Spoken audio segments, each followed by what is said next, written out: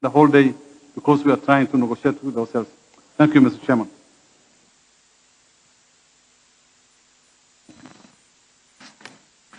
Merci, Monsieur le Secrétaire général, pour votre intervention.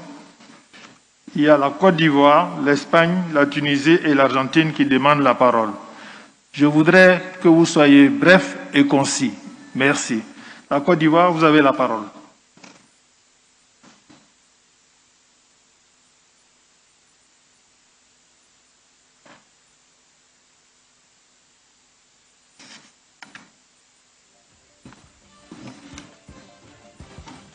Merci, Monsieur le Président, de donner encore une fois la parole à la Côte d'Ivoire. Nous sommes très peinés de cet esprit. Ce n'est pas ce que nous avions compris de l'union postale universelle. Lorsque cette pandémie est arrivée, nous avons vu ces mêmes partenaires et pays commencer à écrire des choses extraordinaires sur ce congrès que toute l'Afrique attend depuis 87 ans. Comme si la Côte d'Ivoire était responsable de cette pandémie mondiale. Et nous sommes allés jusqu'à dire que l'endroit le plus sécurisé, le plus convenient pour les délégués du monde de se retrouver est la destination Côte d'Ivoire. Des experts nous ont fait croire que la destination Genève était la meilleure ou bien une des options à privilégier, alors que c'était la destination, ou du moins c'est une destination qui jusqu'à aujourd'hui est une destination à risque en termes de pandémie. On nous a mis des jalons et des conditions d'évaluation pour nous permettre d'être éligibles à l'organisation du congrès. Mais, Monsieur le Président, je suis un peu long parce que je voudrais rappeler à la communauté internationale que la République de Côte d'Ivoire a été désignée par un congrès souverain et la résolution C30 à Istanbul n'avait jamais parlé de nous donner l'organisation du congrès à moitié.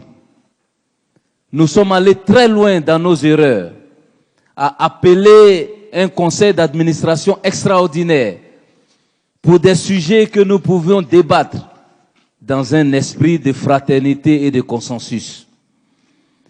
Et contre toute proposition des pays qui sont prêts à la discussion et à la diplomatie, on nous a embarqués dans un conseil d'administration extraordinaire de suicide, où on a organisé des élections qui ont vu le boycott de tout un continent. C'est le lieu pour moi de saluer la solidarité de toute l'Afrique et des autres pays partenaires qui ont vu que c'était une élection de mascarade. Et, Monsieur le Président, vous excuserez les mots forts que j'utilise parce que c'est justement pour éviter que nous avancions dans ces situations que nous avons accepté encore une fois, au nom du respect, de la fraternité et de la solidarité postale, de partir dans des salles pour avoir des négociations. Parce que lorsque des pays ont introduit la proposition de se réunir à Genève ou d'avoir un autre bureau de vote à Genève, c'était une insulte pour la Côte d'Ivoire. Une insulte pour l'Afrique, parce que le congrès, 27e congrès, est organisé pour adopter la stratégie postale d'Abidjan, non pas la stratégie postale d'Abidjan et Genève. et le renouvellement du management avec la validation de quelques sujets critiques et importants pour la bonne marche de l'industrie postale mondiale. Aujourd'hui, on veut nous faire croire qu'on prend soin ou on veut penser à ceux qui sont restés à l'extérieur ou qui ont décidé délibérément de ne pas venir. J'ai vu des pays ici, venus de très loin, mais qui ont passé plusieurs situations pour arriver ici.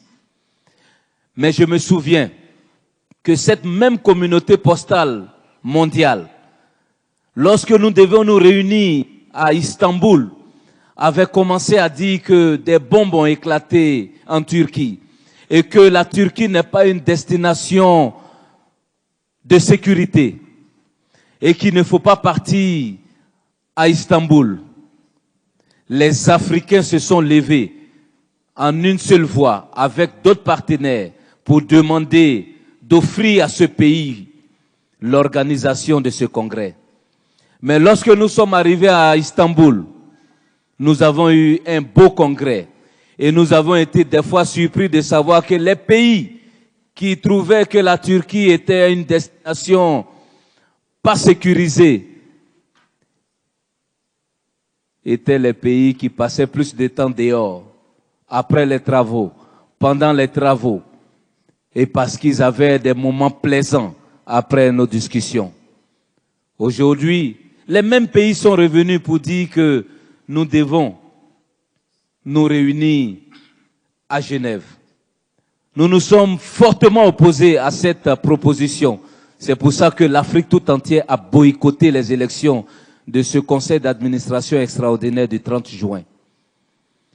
Ces mêmes pays qui nous ont présenté la situation comme catastrophique ne veulent pas assumer ce qu'ils ont commencé comme action de division des pays.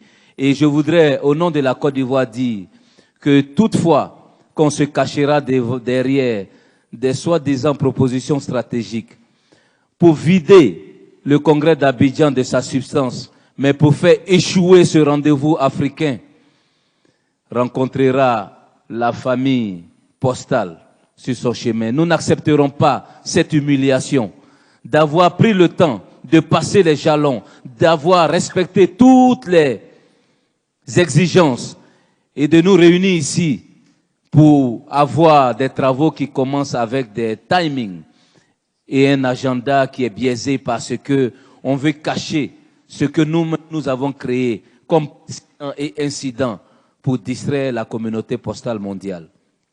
Nous avons fait des concessions et nous avons demandé que vous autorisez des pays à participer aux travaux. On nous a sorti encore des pièces, des portions d'idées pour encore nous amener dans le décor. C'est pour cela que nous disons que plutôt que de revenir demain, essayons de faire l'effort peut-être de voter pour, à la limite, parce que je ne suis pas sûr qu'on puisse trouver une porte de sortie. La seule porte de sortie, c'est de prendre la parole et de dire que nous avons créé des conditions qui sont en train de diviser la communauté postale mondiale.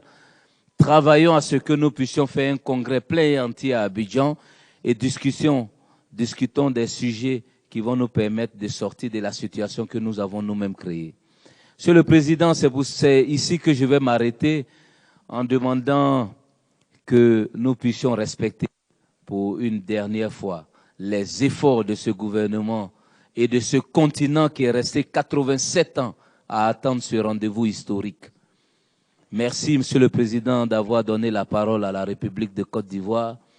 Et encore une fois, mille excuses à tous les délégués qui continuent de souffrir depuis ces quelques heures de discussion à attendre que ceux qui veulent la réussite de notre congrès nous aident à réussir donc ce congrès. Merci, Monsieur le Président.